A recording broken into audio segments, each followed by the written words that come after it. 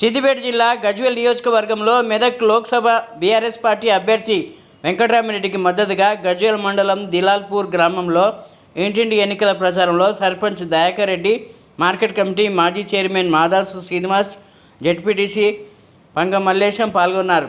ఈ సందర్భంగా మాదాసు శ్రీను మాట్లాడుతూ ప్రజల్లో బీఆర్ఎస్ పార్టీకి అపూర్వ స్పందన కనిపిస్తుంది. కాంగ్రెస్ పార్టీ అమలు కాని హామీలతో అధికారంలోకి వచ్చి ఈ 4 నెలల కాలంలో అనేక మాట తప్పిన అంశాలన్నీ చెప్పి ప్రజలే స్వచ్ఛందంగా వచ్చి కాంగ్రెస్ ప్రభుత్వం మాట తప్పిందని మాకు చెప్తున్నారు.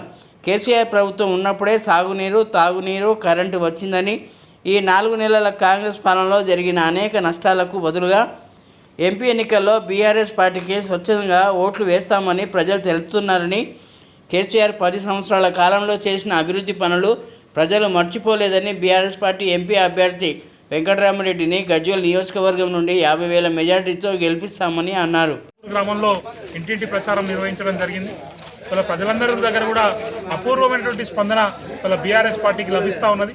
వాళ్ళ కాంగ్రెస్ పార్టీ అమలు కాని హామీలతో వాళ్ళ అధికారంలోకి వచ్చి ఈ 4 నెలల కాలంలోనే వాళ్ళ అనేక మాట తప్పినటువంటి అంశాలని వాళ్ళ ప్రజలే స్వచ్ఛందంగా వాళ్ళే మాకు చెప్తున్నటువంటి పరిస్థితి వచ్చింది. వాళ్ళ కేసీఆర్ ఉన్నప్పుడే బాగుండే, కేసీఆర్ ఉన్నప్పుడే తాగునీళ్ళు దొరికినాయి, కేసీఆర్ ఉన్నప్పుడే సాగునీళ్ళు వచ్చినాయి, కేసీఆర్ ఉన్నప్పుడే కరెంట్ వచ్చిందనేటువంటి భావన వాళ్ళ ప్రజల్లో వ్యక్తమవుతా ఉన్నది.